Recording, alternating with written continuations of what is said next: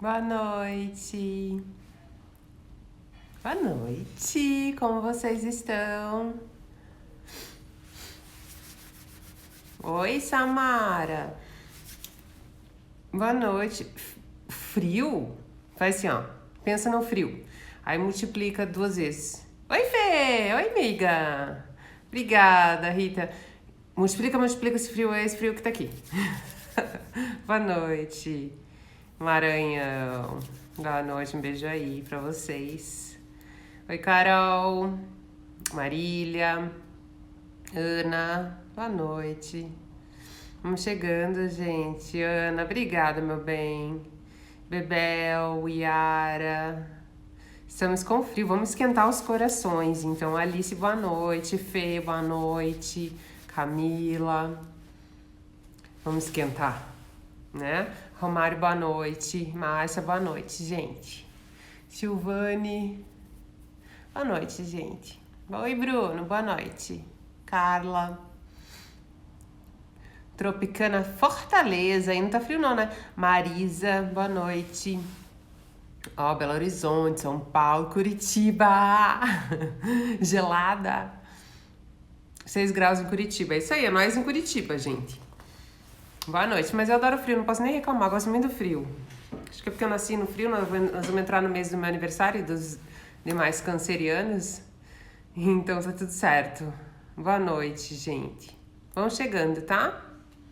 Sejam todos bem-vindas, bem-vindos. Hoje o nosso tema é vitimismo e submissão. Temão, né, gente? Vamos falar sobre aspectos diferentes, assim, pra vocês abrirem a cabeça. Minha ideia com as minhas lives é sempre trazer um material diferente para que vocês possam expandir. Boa noite, Nanda. Rio Grande do Sul, boa noite. Oh, meu bem, obrigada, Julie. Que carinho gostoso, minha querida. Obrigada, viu, pela sua presença sempre aqui. Sueli, boa noite. A Derivalda, boa noite. Cat, que seu coração possa ser consolado, tá, meu bem? Força aí. Bom, Pernambuco tem gente de tudo que é lado, né? Morena, boa noite. Cadê o batom vermelho? Ai, gente, só pra aparições assim, ó. Senão daqui a pouco já vira rotina. Mentira, que eu tenho um pouco de preguiça mesmo. Eu sou muito do cor de boca. Mas eu em breve volto com o batom vermelho. Até Santos tá frio assim, gente?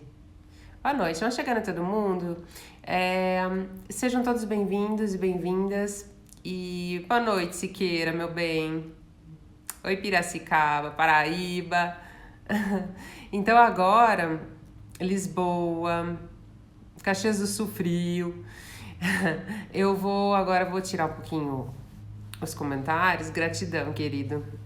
Para eu poder começar aqui a conectar o Tico e o Teco. Tá bom? Todos bem-vindos, bem-vindas. Eu vou tirar aqui, daqui a pouco eu volto com vocês, tá? Então vamos lá, gente. Vamos conversar sobre o vitimismo e a submissão. O que será que tem por trás desses comportamentos? Né? O que será que existe de inconsciente? Eu gosto muito de trazer para vocês os conceitos do inconsciente. Por quê? Eu já falei, vou repetir. O consciente é aquela ponta do iceberg que a gente enxerga para fora d'água. Todo o resto é inconsciente, que é o que está por baixo d'água. E esse todo o resto, ele é muito, muito, muito poderoso. E quando a gente não tem um trabalho de autoconhecimento, quando a gente está mais com o dedo lá no outro, olhando o outro, ou quando a gente só estuda um mestrado, um doutorado, uma pós, uma faculdade, ou a gente só engorda de informação aqui no mental e a gente não se procura, não se busca, não fala da nossa história. Como que é autoconhecimento? É falar da própria história, né? É ressignificar a própria história. Porque não adianta eu saber do outro, tem que saber de mim, né? Senão seria heteroconhecimento, conhecimento do outro, é auto, é nosso, né? Então, quando a gente não trabalha o nosso autoconhecimento, como a nossa porção inconsciente é muito mais gigante que a consciente, a gente passa a ser dominado pelos conteúdos inconscientes. E os conteúdos inconscientes carregam tudo aquilo que doeu muito. Então, tudo que vai para o inconsciente é aquilo que o consciente não dá conta de administrar. Então, quando alguém chega pra mim e diz assim, não lembro nada da minha infância, eu logo compreendo que essa pessoa tem algo que foi jogado ali no inconsciente porque era de difícil digestão emocional, né? Então, isso que a gente compreende, que o inconsciente carrega sombras, o inconsciente carrega porções nossas que nós ainda não conseguimos lidar. E quando a gente começa um trabalho de autoconhecimento, memórias começam a voltar, sonhos começam a trazer, a gente começa a acessar esses conteúdos, a gente começa a se dar conta de algumas coisas. E eu só consigo mesmo me transformar quando eu acesso os meus conteúdos inconscientes, que é tudo aquilo que eu não sei sobre mim, né? Então, inconscientemente, a gente faz muita coisa que a gente não percebe. Por exemplo, as pessoas que dizem que querem muito um relacionamento, que estão muito abertas para se relacionar. Quantas e quantas pessoas eu já atendi que vieram com essa queixa? Poxa, eu não consigo conhecer ninguém legal, eu não consigo ter uma amizade bacana, eu não consigo achar alguém para vincular, eu tenho muita vontade de vincular. E o que a gente foi compreendendo no processo de terapia dessas pessoas é que elas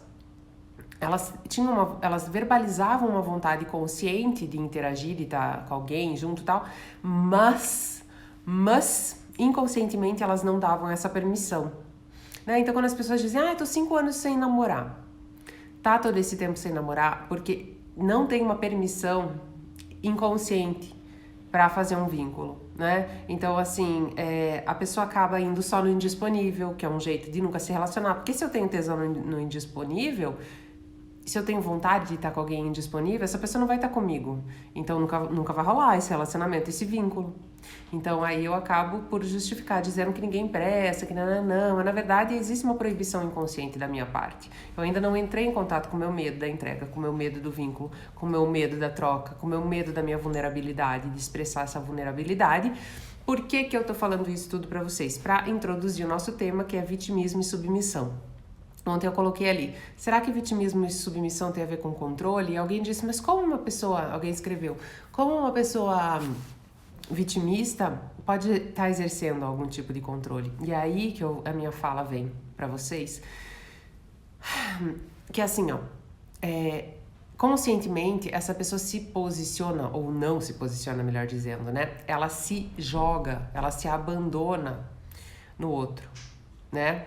Então, ela se submete. O que é uma pessoa submissa? É uma pessoa que se submete ao outro, né? Ela não tem voz, ela não tem posicionamento, ela não se prioriza, ela não consegue posicionar o que é importante para ela.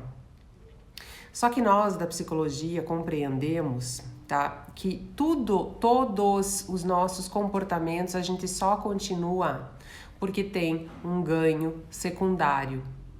Tudo que a gente faz, qual é o ganho secundário de uma pessoa submissa, de uma pessoa vitimista? Essa pessoa arranjou um jeito de manipular, mesmo que de maneira velada, determinada situação.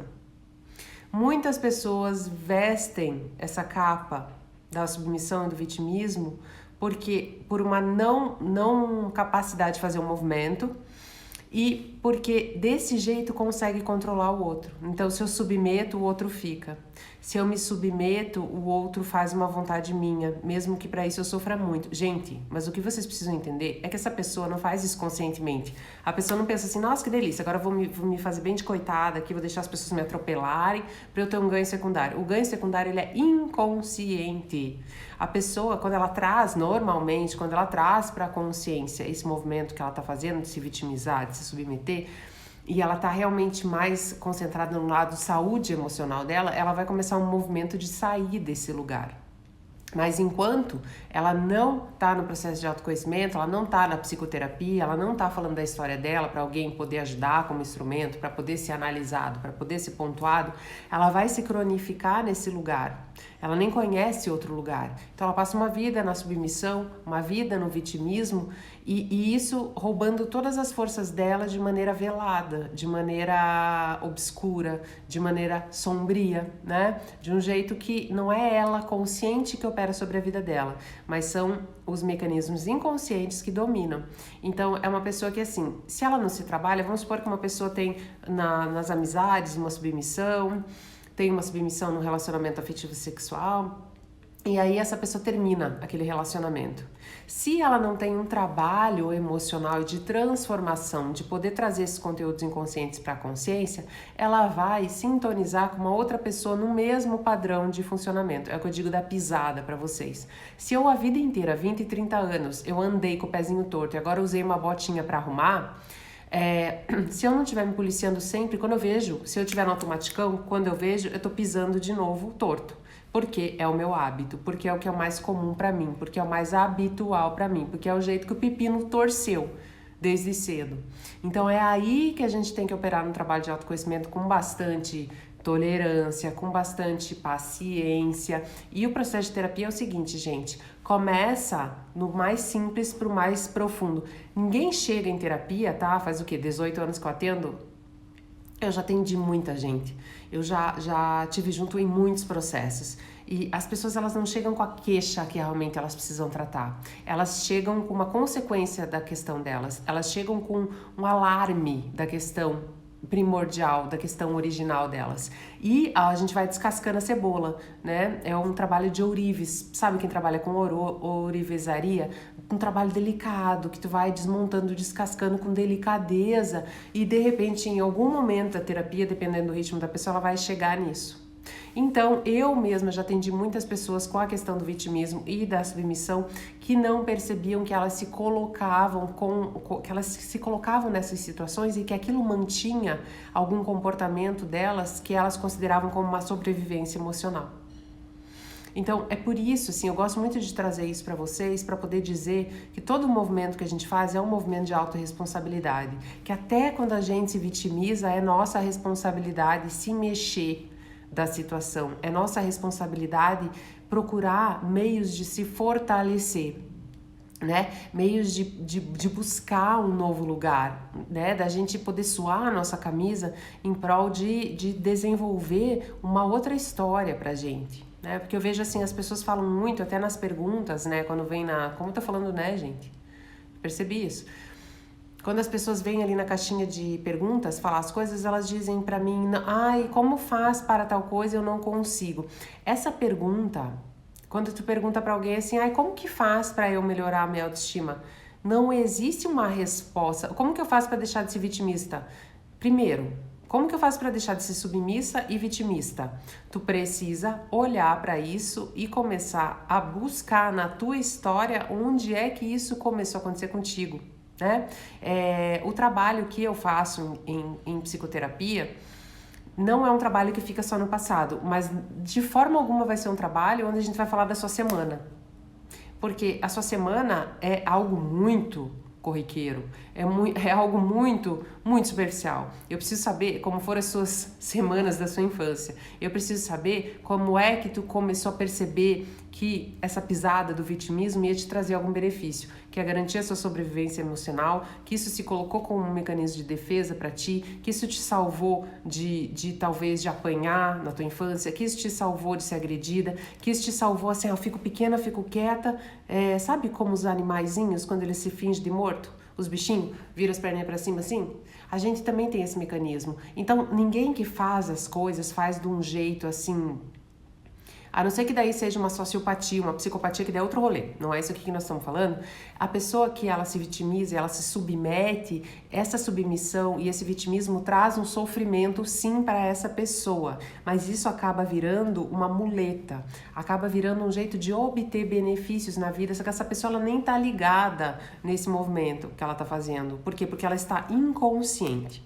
Pois bem, eu quando estava na faculdade, lá meus 19 anos, eu fui fazer estágio numa clínica psiquiátrica durante um ano aqui em Curitiba. Gente, eu vou falar pra vocês uma coisa. E no meu e-book, quem já leu o e-book, pausa. Quem não leu o e-book, corre. O link tá na bio, porque assim, se tu não leu o 1, tu não vai poder ler o 2, e o 2 tá chegando.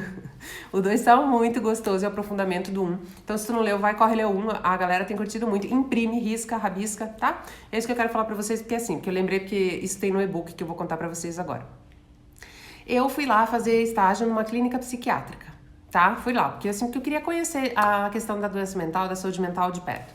Fui fazer. Lá foi onde eu mais aprendi na minha vida. Eu fiz um ano de estágio, me formei, daí fiz um ano de residência, que era o que chamava. Eram 2, eu fiz 1 ano e meio, não dei conta porque estava muito pesado, não dei conta, assim, a doença mental muito forte, e aí eu fazia muito plantão, ficava muito lá dentro, e isso começou a me bagunçar naquele momento e eu não terminei. Então eu fiz 1 ano de estágio, 1 ano e meio de residência, e lá eu aprendi o quê? Muito sobre inconsciente. Por quê? Porque o dono dessa clínica era um psicanalista maravilhoso e eu tava lá para estudar, né? Eu lembro que um dia eu falei pro meu pai, porque eu não quero mais ficar aqui, porque eu não ganhava nada, né, gente? Sim, né? Mas acho que é um degrau de cada vez, mas aqui era pesado mesmo. Eu tratava com, né, psicoses, depressão, a gente trabalhava, cuidava, dependência química, então tudo sobre questões emocionais e doenças muito graves eu vivenciei, eu participei, eu pus a mão naquilo. Mas teve um momento que eu fiquei cansada e eu falei pro meu pai, tô cansada porque, veja, eu não ganho, sei lá, eu ganhava uma bolsinha assim que dava pra fazer uns lanches, assim, era bem pouca coisa, porque, claro, eu que tinha que estar ali quase pagando pra estar ali, porque eu que tava aprendendo, olha que oportunidade maravilhosa. E o meu pai falou pra mim assim, tu vai ficar lá sim, porque essa é a tua escola. Tu vai ficar na tua escola, tu nem informada é, ele me falou, né? Tu tem que ficar lá mesmo, porque tu tem que aprender. Então, essa fala do meu pai foi muito importante pra mim, porque eu quase fui pra um lugar de, meu Deus, né? E, assim, numa coisa de, tá muito difícil. Mas, assim, eu acho que esse jeito de fica, resiste mais, se coloca na situação pra tu aprender, pra tu se desenvolver, me fez perceber um pouco disso, né? Desses processos de submissão e de vitimismo. E ali dentro eu estudei isso com esse cara que dava mentoria pra gente, muito maravilhoso. E o que a gente compreende é que, assim, enquanto a gente nega aspectos nossos, a gente é dominado por eles. E Jung fala muito maravilhosamente bem disso, né? Enquanto eu nego em mim o meu vitimismo, a minha submissão, enquanto eu nego que isso é algo que eu estou escolhendo, mesmo que inconsciente, ainda assim é uma escolha. Por isso a gente deve escolher o processo de autoconhecimento para poder mexer e descobrir o que o nosso inconsciente está escolhendo para nós. E aí poder operar para ter uma vida mais legal, né? Então, quando tu descobre que onde não tem uma vítima, não tem um algoz, por exemplo, quando eu descubro que só tem um espaçoso onde tem um encolhido, e que quando o encolhido não se encolhe mais, não dá mais para se espalhar, eu percebo a minha responsabilidade naquilo que eu tô vivendo.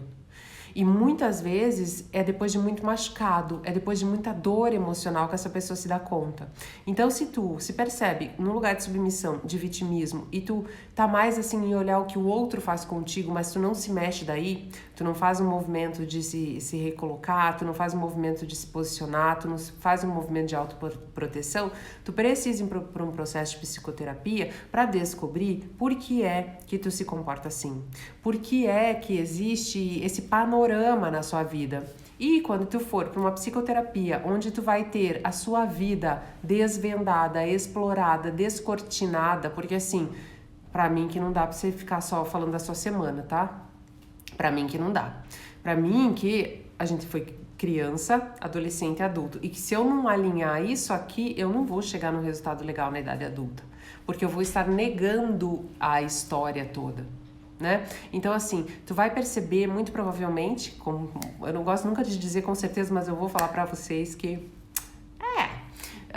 tu vai chegar em questões de infância, de relacionamentos primários, relacionamentos com mãe e pai, relacionamento com pessoas muito próximas, com tio, com avô, né? Então, eu, né, posso dizer isso por mim, que eu escarafunchar toda a minha história na minha terapia, nos meus anos de terapia, né? Porque eu tive algumas pessoas, algumas psicólogas, né? Eu fiz um trabalhão com uma, aí fechou aquele ciclo, aí eu procurei uma outra que tinha consonância comigo, fiz mais um trabalho, e assim eu fui, né? E vou até hoje. Eu descobri a minha responsabilidade frente àquelas coisas que eu não imaginava. Então, assim, o que eu ressoava, né? O jeito que eu me posicionava, o jeito que eu comecei a perceber aquele espelhamento, então que as coisas que eu reclamava nos outros, aquelas coisas moravam em mim, ou denunciavam questões inconscientes minhas, que eu não estava olhando, que eu não percebia. E aí, hoje alguém perguntou assim, ali nas perguntas, é normal, vamos tirar essa palavra normal, né? Vamos pôr comum. É comum a pessoa que inicia um trabalho de psicoterapia se sentir perdida? E o que eu respondi, sim, é natural, porque a gente começa a dar de cara com uma pessoa até então desconhecida pra gente. Engraçado que a gente procura tanto conhecer as outras pessoas, compreender o padrão dos outros. Ai, por que será que o fulano fez ghosting comigo? Por que será que fulana não quis ficar comigo? Por que será que aquela amiga se comporta daquela maneira? Por que será que aquela coisa aconteceu? Por que será que o outro... E pensa, gente, aí vocês vão ter a noção. Se a gente não sabe nem da gente, que já é às vezes já é um lugar obscuro a gente, tá? Quando a gente não olha, como é que a gente vai saber de um outro que às vezes a obscuridade desse outro, ele nem entrou em contato, nem ele sabe por que ele agiu daquele jeito, e a gente vai gastar a nossa energia de pesquisa interna para pesquisar alguém que às vezes nem se pesquisa para chegar em conclusão nenhuma. Por isso que eu falei, primeiro, vocês não são psicólogos das pessoas que vocês se relacionam, né? Então, assim, vocês vão ficar tentando pesquisar, né? Não, deixa isso pra quem é da área. A pessoa chega aqui, oi, tudo bem? Vim pesquisar. Ótimo, então vamos falar de você. Caso contrário, essa pessoa ela nem tá querendo descobrir. Tu tá querendo descobrir por ela, pra exercer um controle.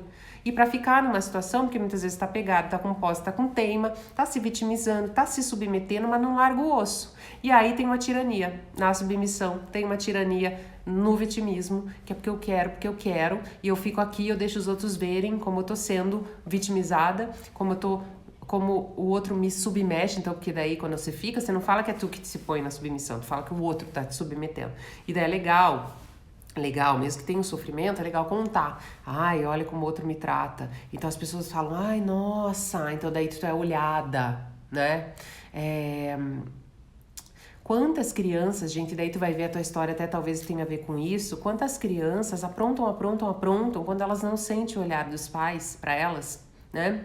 Pensei na sua infância, caderninho, por favor, né? Elas não se sentem olhadas pelos pais, assim, elas tentam mostrar um desenho, elas tentam brincar, a criança ela sempre tenta por uma via positiva, né? Se ela não consegue por essa via positiva, ela começa a aprontar. Ela apronta, que daí assim, aí o pai e a mãe vão olhar, nem que seja para gritar, nem que seja para bater, mas é interação.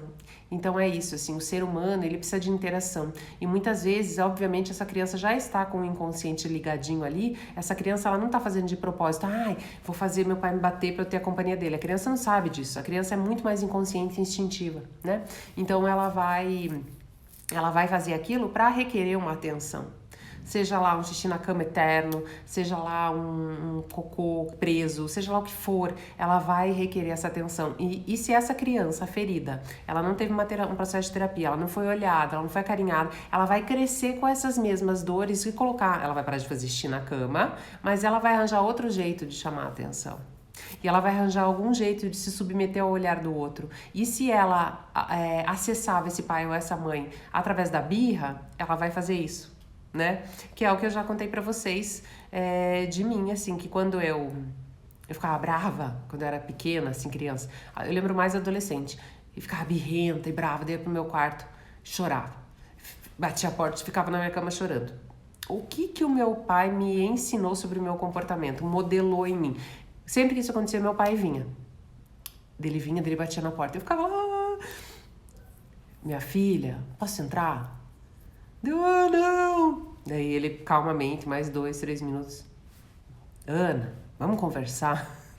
Mesmo que não era com ele a confusão. Ele vinha. E daí eu abria. E daí ele acabava me consolando. O que eu compreendi? Que quando eu batesse o pé, eu batesse uma porta, ia vir alguém, certo?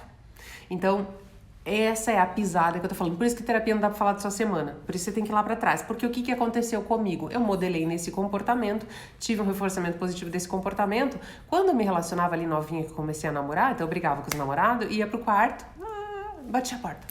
E chorava e lá ficava. Ficava. Daí não vinha. O namorado não vinha.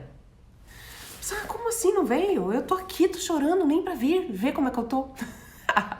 Sabe, gente? Então... meus aparelhos cheios de latão de novo. Ah, por que vocês perguntam do batom vermelho? Ó, por isso. E a pessoa não vinha lá me consolar. Então, eu tive que ser frustrada nesse sentido. Igual tu ter um comportamento de vitimismo, igual tu ter um comportamento de submissão. Eu tive que perceber que eu ia ter que elaborar outras estratégias, porque aquilo que aconteceu na minha casa não necessariamente vai funcionar hoje. E que aquilo era um jeito disfuncional de conseguir uma atenção, porque enquanto adulta, sei lá, jovem adulta, 20 anos que eu tinha, eu precisava elaborar um jeito de em vez de chorar, bater o pé, que tava com a minha criança ferida, né? E fechar a porta infantilizadamente, eu precisava achar uma pessoa para conversar. Falar, escuta, ó, isso aqui me magoa, isso aqui. E eu fui construindo isso hoje, com 40. Eu já não faço mais isso, né? Porque eu tô quase com a minha filha, com a minha idade, com a idade que eu fazia. Então, não cabe mais, né, gente? Uma hora a gente amadurece, graças a Deus. Mas a gente, se não se trata, se não tem trabalho de autoconhecimento, se não se encara, se não se procura, se não se estuda, a gente envelhece com uma criança aqui, ó, gritando. Então, são aquelas pessoas que podem ter 50 anos e é infantil, né? São eternos adolescentes, são pessoas que fazem escolhas imaturas, porque não olharam para isso. Então, voltando ao vitimismo e à submissão, eu quero que tu que sente que se submete, tu que sente que se vitimiza, compreenda que na minha fala existe sim uma compaixão e uma empatia pela sua situação, porque existe no seu comportamento uma dor emocional. Mas eu quero também que tu possa compreender que é sua responsabilidade mudar as condições desse seu comportamento e elaborar novas estratégias para interagir. Né? Muitas vezes tu vem fazendo esse movimento porque foi necessário como mecanismo de defesa, sobrevivência emocional, e hoje tu já poderia ter elaborado de uma outra forma, mas se cronificou nesses comportamentos disfuncionais. E o meu convite nas lives sempre, o meu convite aqui e tudo que eu escrevo e o que tá lá no meu e-book, no número 1, que tu tem que ler para ler o 2, que também tá lindo, é nesse sentido da gente se responsabilizar. E eu vou dizer para vocês que durante o meu processo de autoconhecimento, ainda não acabou, só vai acabar quando eu morrer, mas durante assim as fases mais árduas do processo de autoconhecimento, eu muitas vezes me senti desconfortada e um pouco solitária, porque eu estava aprendendo a olhar para as minhas coisas, me acompanhar e me acolher apesar de. Então era um lugar um pouco desconfortante, um lugar um pouco inseguro para mim, mas que de tanto plantar, olhar para as minhas coisas, né? Ter paciência comigo, tentar mudar os meus comportamentos, olhar muito para minha criança, eu pude ressignificar coisas e hoje eu me sinto uma mulher de 40 anos, com a minha criança muito ativa, porque vocês veem que eu sou bem brincalhona, quem me conhece aí sabe que eu tenho uma criança muito feliz em mim, eu tenho uma adolescente. O que é legal? É legal a gente ter um pouco de cada fase. A alegria da criança, a espontaneidade da criança, a de acreditar na vida, a rebeldia, só que não sem causa, né, que nem a da adolescente, mas a rebeldia, assim, essa coisa da adolescente de acreditar, de ousar, e a parcimônia, a tolerância, a maturidade de um adulto. Então hoje eu sinto que eu construí esse caminho pra mim. Ah, Ana, então tu tá sempre assim, ó. Não. Quando eu me desorganizo, eu fico irritada, eu começo as minhas sombras a pitarem, eu começo a ficar... eu começo com alguns aspectos da minha criança, né, que se desorganizam. Então, a ideia não é que vai chegar um momento em que a gente vai olhar para tudo isso, resolvi, então agora resolvi, tô plena, não preciso nunca mais olhar para isso, tá tudo bem. É igual musculatura, gente. Fui pra academia esse mês inteiro, agora nos próximos 5 anos eu não preciso. Ou assim, fui 10 anos pra academia, os próximos 5 agora minha musculatura tá durinha. Não, meu bem. Se tu não for, no próximos 6 meses tu já tá mole. É mais ou menos isso o autoconhecimento. É a construção diária. É um olhar diário para isso. Você fala, Ana, mas que trabalheira, eu vou ter que estar todo dia me cutucando, todo dia me... Chega uma hora que tu não faz mais esforço porque tu já criou dentro de ti um hábito dessa convocação interna, desse olhar interno, desse comprometimento com a sua própria presença. Tu já passou assim de uma maneira a se acompanhar, que se olhar e se perceber nas situações, ocupa a sua vida. E aí quando tu senta numa mesa, eu canso de dizer isso pra vocês, né? Não canso. É só jeito de falar, porque eu sempre falo, então eu não canso não, eu gosto de falar. Quando eu sento numa mesa pra socializar, que as pessoas estão falando dos outros, e quem aqui me conhece sabe, porque a minha cara é assim. Porque assim, eu não tenho nada pra falar. Porque o que eu vou falar dos outros se tô eu aqui caminhando com os meus caminhos, tentando compreender alguma coisa sobre mim, tentando me colocar de uma outra maneira? Como é que eu vou achar que eu posso dar opinião? Porque às vezes nem sobre mim eu posso dizer, porque eu tô olhando para coisas, descobrindo sobre mim. Como é que eu vou dizer que o outro deveria, porque se fosse eu, blá blá blá. Então o autoconhecimento e a gente perceber o nosso vitimismo, a nossa submissão, a gente perceber que a gente tem ganhos, que a gente mantém esse comportamento para ter ganhos, porque a gente é apegado, porque a gente é possessivo, porque a gente é infantilizado, que é a música lá, Me Curar de Mim, faz com que a gente fique mais humilde. Sabe? Começa a nascer em nós uma humildade, uma coisa assim do tipo, meu, o que eu vou falar do outro? Tô eu aqui com os meus negócios, tô nem eu dando conta. E a minha estratégia hoje, no começo, né, quando a gente começa a mudar, a gente sai. Eu sempre falo dos polos, né? Quando a gente começa a mudar, a gente sai daqui para aqui. A lei do pêndulo. Então, se eu sou submissa, eu mudo, o pêndulo ele vai pro outro lado. Então eu vou começar a ficar talvez assim, muito metida, muito querer dar opinião de tudo, muito e tudo bem, eu preciso tolerar essa fase para depois eu ir para um lugar de uma dança um pouco melhor assim, né? Então antes, quando eu descobri o tanto de coisa que eu tinha para olhar sobre mim, e que as pessoas estavam falando das outras, eu ficava brava, né? Então eu sentava na mesa e falava, ai, vocês estão falando dos outros, ninguém tem que dar opinião da vida, né? Eu me colocava de uma maneira assim, reativa, desnecessária. Mas fez parte do meu processo. Hoje eu só. Né? Até porque as pessoas me conhecem, então elas sabem que eu trabalho com isso, então eu fico bem na minha, assim, porque eu não sou dona da verdade. Eu trago aqui o meu entendimento, a minha prática, que eu acho que é muito bonita e muito profunda como ser humano, porque eu acho que tudo que eu passei de difícil, assim, que eu falava, Deus, pra quê, Deus? Pra que de novo, assim? Eu sinto que eu me esforçava e vinha, né, aquilo.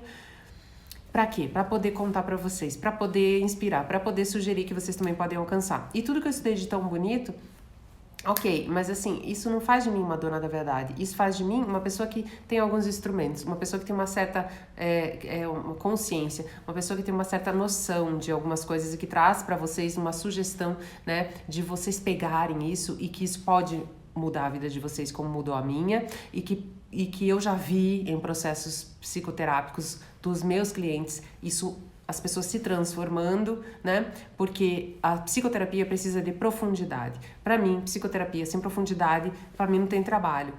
Para mim, não tô dizendo lá cada um trabalha do jeito que quer, mas para mim é um trabalho profundo e é um trabalho extremamente sério, tá? Então, vamos ver o que vocês estão falando, como é que vocês estão sentindo. Boa noite para quem não disse boa noite. Então, um convite de novo dessa live, das demais lives todas, é a questão de desenvolver a autorresponsabilidade de vocês. É a questão, obrigada pelos corações, é a questão de vocês perceberem que todo e qualquer passo que tu dá precisa da sua vigilância, precisa do seu olhar focado, porque nós temos uma grande tendência a imaginar, a criar, a maquiar. Então, às vezes, uma pessoa extremamente criativa que não está usando essa criatividade dela, ela vai usar essa criatividade para disfuncionar. Então, tudo em nós, gente, pode ser talento ou pode ser disfuncional, dependendo da forma que a gente enxerga, da forma que a gente se posiciona e do quanto de autoconhecimento a gente tem ou não, né? Então, assim, vocês aí que estão me ouvindo, que estão se deparando com a sensação de que existe uma submissão, que existe um vitimismo, eu queria contar para vocês que enquanto tu tá colocando no outro, tu tá perdendo a possibilidade de olhar para você, né, de uma maneira verdadeira. O que eu sinto é que, assim, a verdade é algo que liberta muito, mas não a verdade que... O quê? Meus dentes borrados? Ele tá falando que acha espontâneo isso. Ai, gente, mas é que eu olho aqui, não consigo. Então, até me perdi a minha linha de raciocínio. Lembrei. Enquanto eu não uso pra mim essa capacidade que eu tô de olhar pro outro, de dizer o que o outro tem que mexer, o que o outro tem que fazer, como o outro deve se modificar. Quando eu sou doutora da vida alheia, quando eu tenho 1000 teorias sobre os outros, isso é um sinal de que eu não estou olhando para mim, porque quando eu estou olhando para mim, eu percebo que não existe a capacidade de eu me focar lá no outro e eu trabalhar minhas coisas, né? Então, quando tu tá num relacionamento ruim, num relacionamento difícil, vai ficar aqui no IGTV, tá? Quando eu tô num relacionamento difícil, isso tá dizendo sobre mim. Quando eu tô num relacionamento onde eu mantenho por teima, posse, apego, isso tá falando sobre o meu funcionamento. Enquanto eu digo que como o outro deveria mudar, mas peraí, quem sou eu para dizer que o outro, que foi criado numa outra casa, com uma outra mãe, com outro pai, com outra genética, com outra história, se eu, que acompanho às vezes pessoas por anos, tenho clientes comigo há 8 anos, sei lá, 10 anos, tá? De terapia, que são pessoas que gostam de fazer aprofundamento numa questão bem de análise mesmo. Eu não dou opinião, porque a gente tá olhando lá para as feridas lá no fundo. Como é que nós, fora disso, nós vamos dizer coisas? Então, assim, eu acho que a gente precisa de mais humildade, né? A gente precisa de mais humildade, porque eu preciso ver o que eu vou fazer com aquilo que fizeram comigo. Hoje perguntaram ali na caixinha de perguntas, por que algumas pessoas fazem ghosting? A pessoa faz ghosting, ela quer dizer que ela sumiu de você, quer dizer que ela não deseja estar ali. Isso precisa ser informação suficiente. Mas por quê? Será que eu... Então, o desconhecimento de si faz tu duvidar do seu alto valor. Então, será que eu não sou bonita o suficiente, ou bonito? Será que eu não sou gostosa o suficiente? Será que eu não sou legal o suficiente? Será que eu falei alguma besteira? Será que eu tava com bafo? Será que o que aconteceu que a pessoa não curtiu? Ih, meu Deus, vamos sair desse umbigo, dessa coisa assim, autocentrada. Muitas vezes isso não tem nada a ver contigo. A pessoa faz isso porque ela tem medo do vínculo, a pessoa faz isso porque ela não quer um relacionamento, a pessoa faz isso porque ela já tá se relacionando com outra, a pessoa faz isso porque sabe Deus. O que tu precisa pegar é o que a realidade está te apresentando, como uma adulta, né? Não como uma criança que tá brincando de caça-tesouro, que não é um tesouro, de descobrir a disfunção dos outros. Não, como adulta. Adulta é o quê? A pessoa fez ghosting contigo, ela sumiu. Ela não quer estar contigo. Eu não posso me permitir desejar estar com alguém que não deseja estar comigo, porque isso significa que eu estou vibrando no indisponível. Isso significa que eu vou chorar, que eu vou me submeter, que eu vou ser submissa, que eu vou ser vitimista, que eu vou dizer, olha o que fizeram comigo, e que eu não vou estar construindo nada que me faça ser mais autônoma emocionalmente. Quer dizer que eu não estou andando. Eu vou dizer pra vocês, gente, que olha, eu passei isso na minha pele. Porque eu já contei, já falo de novo, não tem problema nenhum em falar isso. Hoje eu honro a minha história, né? Eu honro os passos que eu dei, os passos bambos, as tropeçadas que eu dei, que não foram poucas, o jeito que eu achei de resolver minhas coisas, a minha arrogância, a minha infantilidade, minha posse, meu ciúme, meu apego, meu tudo. Não tem problema nenhum pra falar, porque eu sou um ser humano.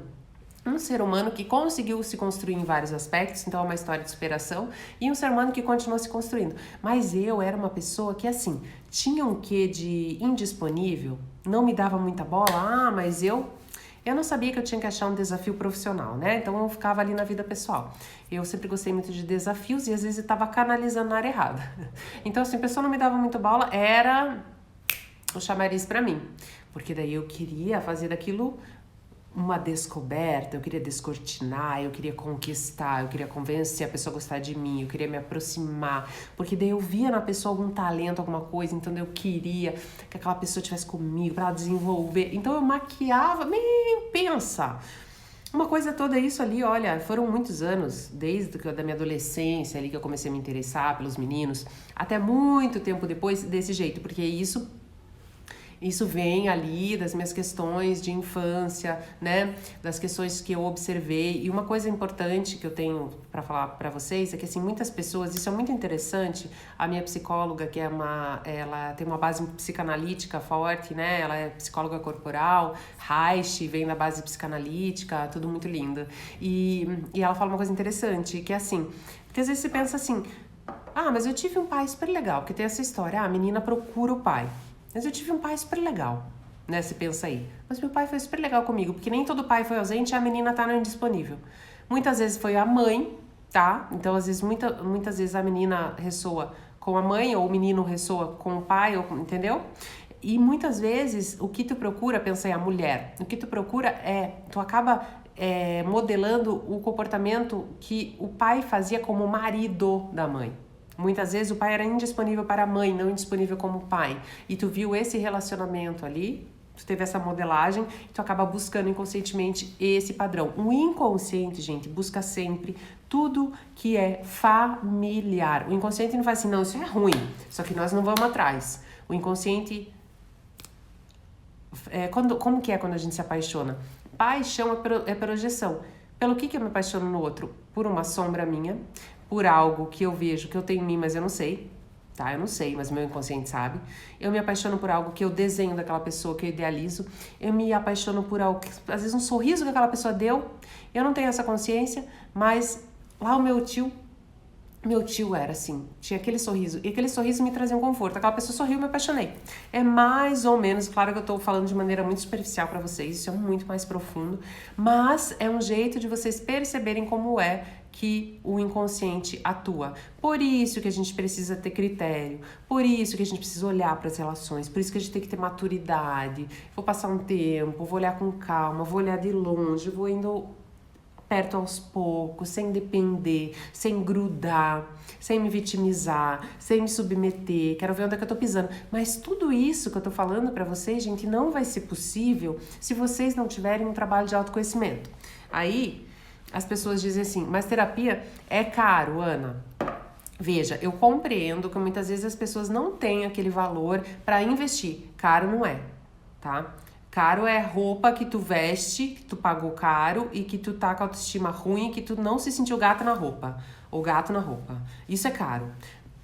Psicoterapia é investimento, mas eu compreendo que muitas vezes as pessoas não têm aquele valor financeiro para investir com determinado profissional num trabalho de psicoterapia. Mas aí eu vou voltar a dizer para vocês que existem as clínicas sociais, eu vou voltar a dizer para vocês que existem os recém-formados, vocês vão dizer, mas eu não quero ir com recém-formado. Então a gente tem que cuidar um pouco com a resistência também, porque... eu já fui uma recém-formada, eu já atendi as meus clientes recém-formada lá por R$10 que eu trouxe da PUC, levei pro consultório, podia levar e podia cobrar R$10. E foi um trabalho legal, as pessoas curtiram, então eu já tinha um talento, só que eu tava começando, e o que tem? Isso, o espaço cura, o vínculo cura, o fato de eu contar a minha história e eu ouvir, e aquela pessoa, às vezes eu tô atendendo alguém e daí eu tô lá, né, porque é uma atenção, gente, eu vou contar pra vocês, é uma atenção que assim, fora da clínica eu não tenho memória, eu não sei nada, lembra aquele dia lá, Ana, a gente foi, não, eu tava, não lembro, porque acho que eu gasto tudo na terapia, então olha, a pessoa escuta com aquela atenção. E daí você acha que você tá abafando eu, né? Às vezes faço uma colocação, uma pergunta, falo, agora, nossa, essa foi... E a pessoa, e daí ela fala um negócio, e na outra sessão ela volta e conta assim, Ana, teve uma coisa que tu me disse na sessão passada, que aquilo ficou pra mim, e eu acho que foi aquela coisa, que eu falei, nossa, que foi bom. E ela fala uma coisa que eu às vezes nem lembro o que eu falei, o que foi tão simples. Então é tu mesmo, através desse instrumento, que eu, né...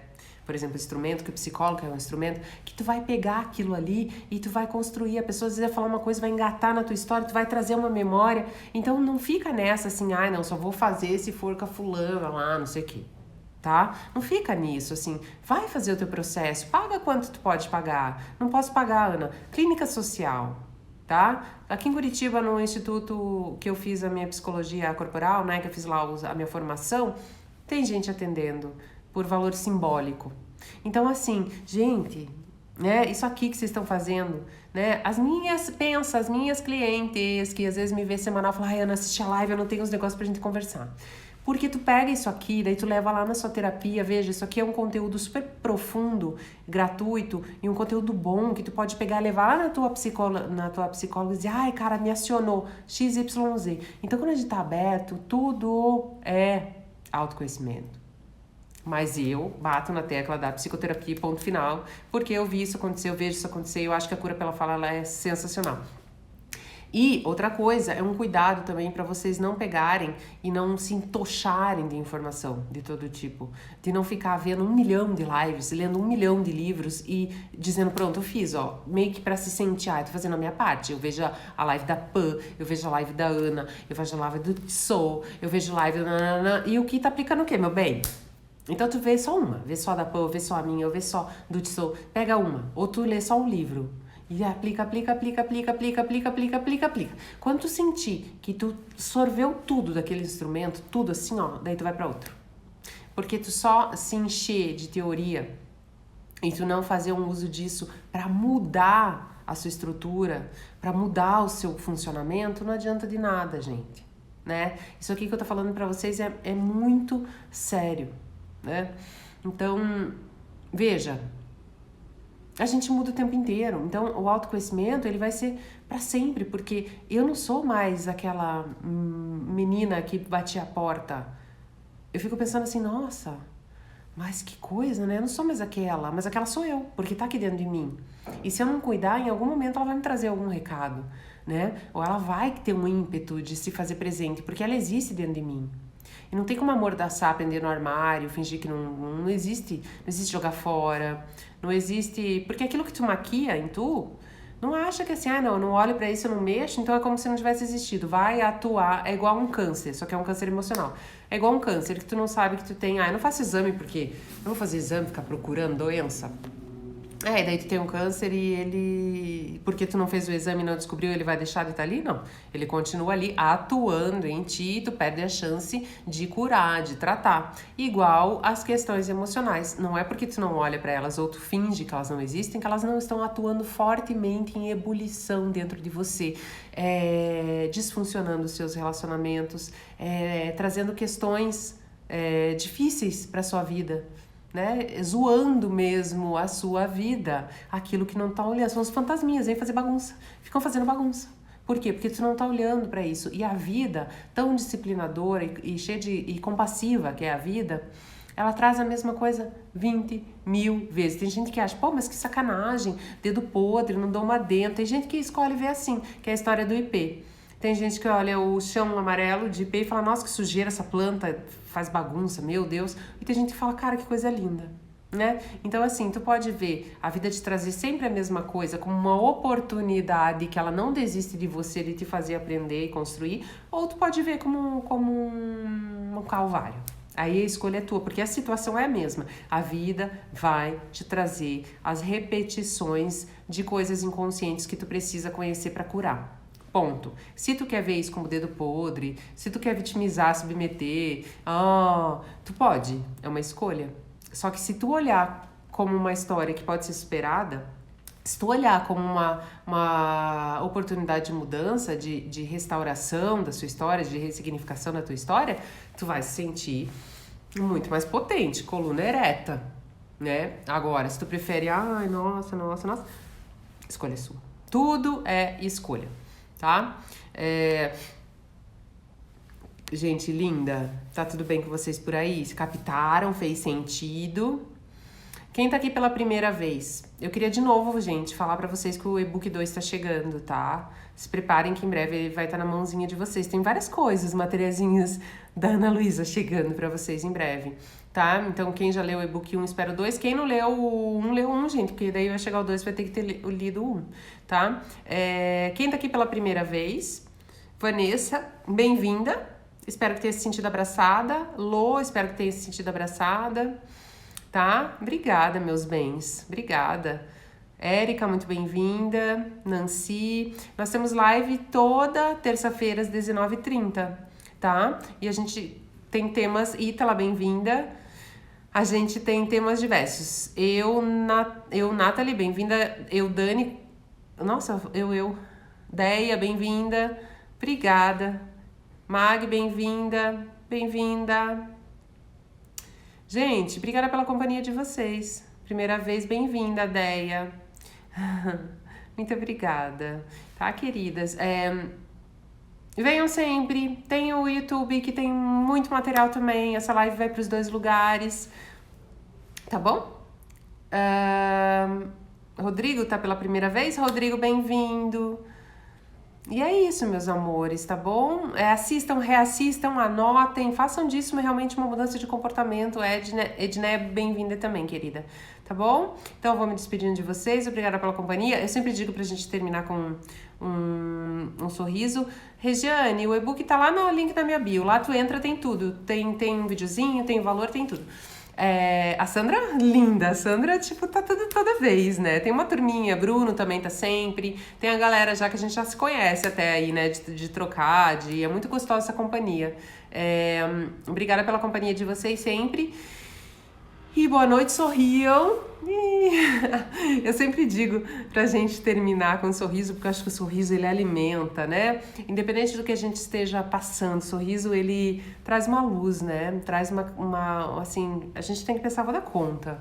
Vou fazer acontecer, vai dar certo, vai rolar. Se eu tiver que sentir, se tiver que doer, se eu tiver que ralar minha ostra, eu vou ralar, porque eu vou fazer meu caminho e em algum momento tudo isso vai valer a pena. E eu, como pessoa que passou por esse intenso processo, digo pra vocês que vale a pena. Digo pelos processos lindos das minhas clientes maravilhosas e clientes, homens e mulheres que eu tive o prazer, e casais que eu tive o prazer de acompanhar, que a verdade liberta, tá bom?